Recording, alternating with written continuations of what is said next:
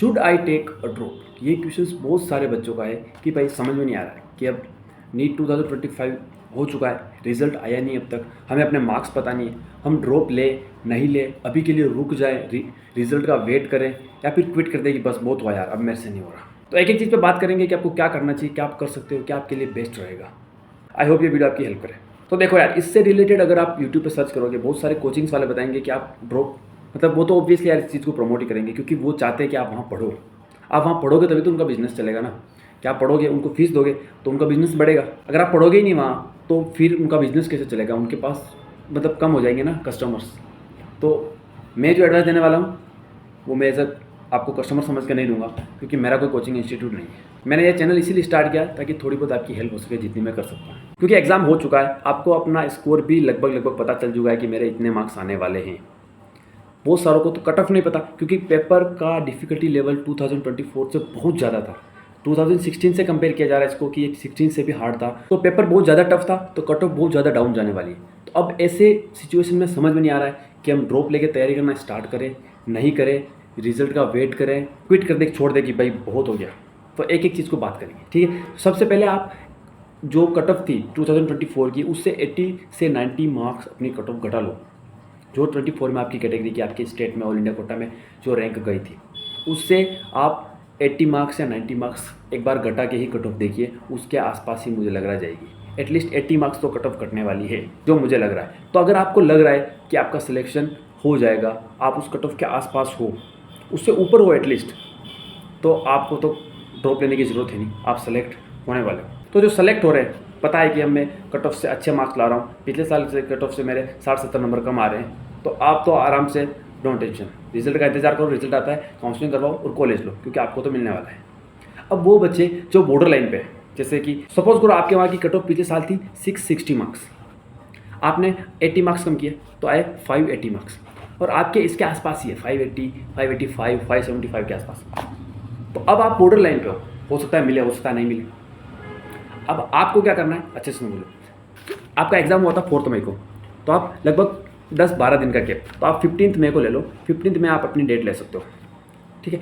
अब आपको क्या करना है, अगर आपका ये अटेम्प्ट बेस्ट अटेम्प्ट था कि यार मैंने अपना बेस्ट दिया, अच्छे से तैयारी की, सब कुछ किया, और ये मेरा सेकंड या थर्ड अटेम्प्ट था, फर्स्ट अटेम्प्ट वालों की बात नहीं कर रहा मैं, सेकंड या थर्ड अटेम्प्ट था, तो यार आप ड्रॉप, अब मैं क्या कहूँ, आप ले भी सकते हो, नहीं भी ले सकते हो, पार्शियल ड्रॉप भी ले सकते हो, क्योंकि आप बॉर्डर लाइन के आसपास हो, आपको ये मार्क्स मेंटेन करने होंगे, और नोट्स आपको बनाने की ज़रूरत है नहीं, क्योंकि आपने अच्छे से पढ़ाई की है, तभी आप यहाँ तक पहुँचे हो।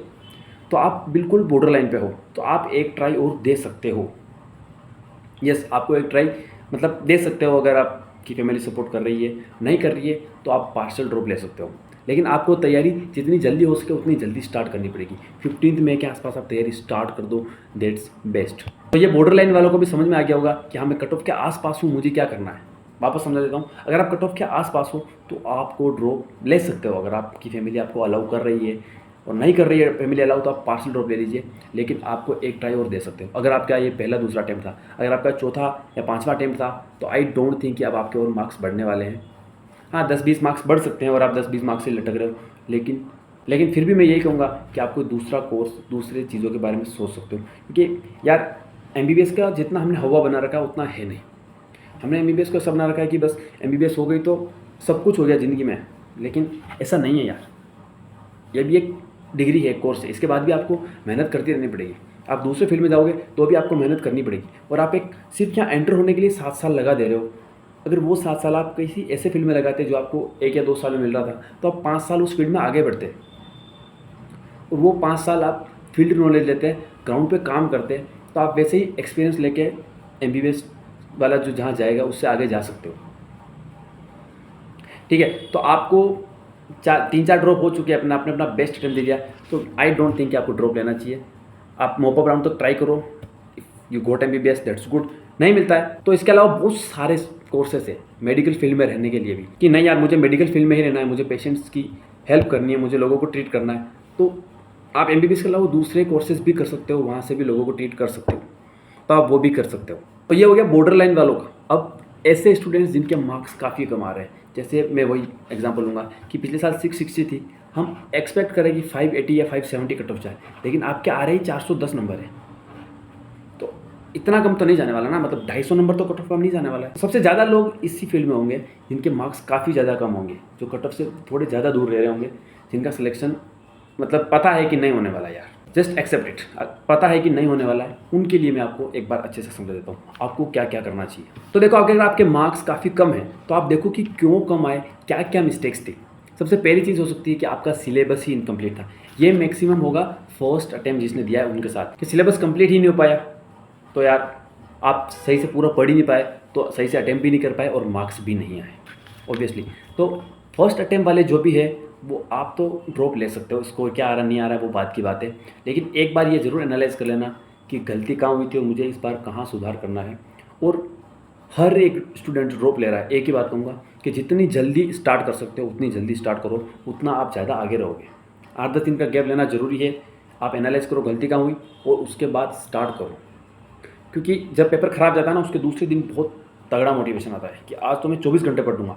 लेकिन वो मोटिवेशन आप कितने लंबे समय तक मेंटेन कर पाओगे, इस चीज़ को भी कंसीडर करना ड्रॉप लेने से पहले। ऐसा नहीं हो कि आपने जोश में आके ड्रॉप ले लिया और फिर पछता रहे हो कि यार नहीं लेना था मुझे, मेरा इंटरेस्ट ही नहीं था, घर वालों ने बोला कि डॉक्टर बनना है और किसी डॉक्टर को अच्छे खासे पैसे कमाते हुए देख लिए। पैसों के लिए मत लो यार, बहुत सारी ऐसी चीज़ें जो डॉक्टर से ज़्यादा पे करती है आपको, आप वो भी कर सकते हो। तो सिर्फ पैसों के लिए आप ड्रॉप ले रहे हो, 5 साल 4 साल इसके अंदर एंटर होने में लगा रहे हो, तो मत आओ यार, मत ही आओ। दूसरे ऐसे होंगे जिनका सिलेबस कंप्लीट हो चुका था लेकिन क्वेश्चन प्रैक्टिस नहीं हो पाई, तो ये मेनली फर्स्ट अटेम्प्ट वालों के साथ भी हो सकता है और जो फर्स्ट ड्रॉप लिया उनके साथ भी हो सकता है। तो आप एक ही चीज़ समझो, अगर आपने फर्स्ट ड्रॉप लिया है तो गलती कहाँ हुई थी एक बार वो देखो। क्या आपका ये बेस्ट अटेम्प्ट था? क्या आपने अपना बेस्ट दिया? नहीं था ऑब्वियसली, क्योंकि आपने क्वेश्चन प्रैक्टिस नहीं कर पाए। तो गलती कहाँ हुई, कहाँ आप चीज़ों को मैनेज नहीं कर पाए, वो आप देखो और आप एक और ट्राई दे सकते हो। लेकिन इस बार इस चीज़ का ध्यान रखना कि अगर नोट्स बने हुए तो नोट्स वापस मत बनाना। जिस चैप्टर के नहीं बने हुए उनको बनाओ। लेक्चर आप जरूर अटेंड करो और नोट्स को साथ में लेके जाओ, वहीं से आप मैच करते जाओ। कुछ ऐड करना है तो उसमें ऐड कर दो और क्वेश्चन प्रैक्टिस जितनी ज़्यादा हो सके उतनी ज़्यादा करो। मॉड्यूल्स करो, प्रीवियस ईयर पेपर्स करो। अब थोड़ा टफ आ रहा है फिजिक्स वगैरह, तो आप अच्छी बुक्स उठाओ जैसे एररलेस फिजिक्स वगैरह, जिसके अंदर थोड़े अच्छे क्वेश्चंस भी दिए होते हैं, आप उनको भी करो। इससे आपकी क्वेश्चन प्रैक्टिस की टाइमिंग बढ़ेगी। और जब भी क्वेश्चन प्रैक्टिस कर रहे हो टाइमर लगा के करना, ताकि आप एक पर्टिकुलर टाइम के अंदर उस पेपर को कर सको। इसके अलावा कुछ ऐसे भी होंगे जिन्होंने सिलेबस कंप्लीट कर लिया, साथ साथ में क्वेश्चन प्रैक्टिस भी करते आते हैं, लेकिन लास्ट मोमेंट में सही से चीज़ों को रिवाइज नहीं कर पाए, एक साथ सारी चीज़ों को समेट नहीं पाए। तो ये भी ड्रॉप ले सकते हैं, लेकिन वही कहूँगा अगर आपका बेस्ट अटेम्प्ट था, तीसरा चौथा ड्रॉप था, तो मत लो यार, क्योंकि आप 3 ड्रॉप लेने के बाद भी कट ऑफ मार्क्स से बहुत ज़्यादा दूर हो। तो बेस्ट अटेम्प्ट दे दिया आपने, अपना सब कुछ कर दिया, फिर भी इतना दूर हो, इससे ज़्यादा आप नहीं बढ़ा पाओगे। 20, 25, 30 मार्क्स बढ़ा लोगे, लेकिन आप कट ऑफ से 150 नंबर दूर हो, तो आप ड्रॉप मत लो। और बहुत सारे ऐसे भी होंगे जिन्होंने सब कुछ किया लेकिन टेस्ट नहीं दिया, टेस्ट एग्जाम के अंदर जाके पैनिक हो गए, घबरा गए, उस माहौल में एडजस्ट नहीं हो पाए। वही सेम चीज़ कि अगर आपने 3 ड्रॉप ले लिए तब भी आपने मॉक टेस्ट नहीं दिए, क्यों? पिछले 3 ड्रॉप आपने क्या किया था, अपने आप को एनालाइज क्यों नहीं किया? अगर आप फर्स्ट अटेम्प्ट वाले हो या 12th के साथ वाले हो तो आप ड्रॉप लीजिए, ले सकते हो आप, लेकिन एक चीज़ का ज़रूर ध्यान रखना है कि इस बार कोई ऐसी गलती मत करना कि अगले साल फिर पछताना पड़े। और एक बात फिर से कहूँगा कि फोमो मत आने देना कि यार ये स्टूडेंट ये फला बुक पढ़ रहा है, ये स्टूडेंट यहाँ के नोट्स पढ़ रहा है। नहीं, आप जो भी पढ़ रहे हो, जिस भी टीचर को फॉलो कर रहे हो, उसको अच्छे से पढ़ो, वहाँ से अच्छे से चीज़ें करो, ज़्यादा से ज़्यादा क्वेश्चन प्रैक्टिस करो। जितने ज़्यादा क्वेश्चन प्रैक्टिस करोगे उतना ज़्यादा आपको फायदा होगा आगे चल के। फिर से मैं आपको शॉर्ट में समझा देता हूँ। अगर आप कट ऑफ से ऊपर जा रहे हो ड्रॉप लेने की जरूरत ही नहीं है। अगर आप बॉर्डर लाइन वाले हो तो रिजल्ट आने से पहले ही आप तैयारी करना शुरू कर दो। रिजल्ट आया, सिलेक्शन हो गया, तैयारी वहीं छोड़ देना। रिजल्ट आया, सिलेक्शन नहीं हुआ, तो आप तैयारी में 2 महीना आगे बढ़ चुके हो। और अगर आप ऐसे हो जिनके मार्क्स बहुत ज़्यादा कम है, कट ऑफ से बहुत ज़्यादा दूर हो, तो अगर 3-4 ड्रॉप हो चुके हैं, 2 ड्रॉप 3 ड्रॉप हो चुके हैं, तो आप मत लो। और 3 ड्रॉप होने के बावजूद भी आपको लग रहा है आपने अपना बेस्ट नहीं दिया है, तो भी ट्राई मत करो, क्योंकि यार आप 3 ड्रॉप ले चुके हो, ओवरऑल 4 अटेम्प्ट दे चुके हो, फिर भी आपने अपना बेस्ट नहीं दिया। ऐसा क्या हो गया आपके? मतलब 4 साल जीवन में कोई एक भी साल ऐसा नहीं आया जब आपने अच्छे से पढ़ाई की हो। तो मतलब आप सीरियस ही नहीं हो, तो आपको 1 साल और बर्बाद नहीं करना है। और अगर कम मार्क्स में आप फर्स्ट ड्रॉपर या फर्स्ट अटेम्प्ट है तो आप ले सकते हो, लेकिन एक बार ज़रूर सोचना कि अगर आपका बेस्ट अटेम्प्ट था, आपने अपना सब कुछ बेस्ट दे दिया, फिर भी आप नहीं कर पाए हो, तो don't take a drop. I hope ये आपकी थोड़ी हेल्प करेगा। Thank you.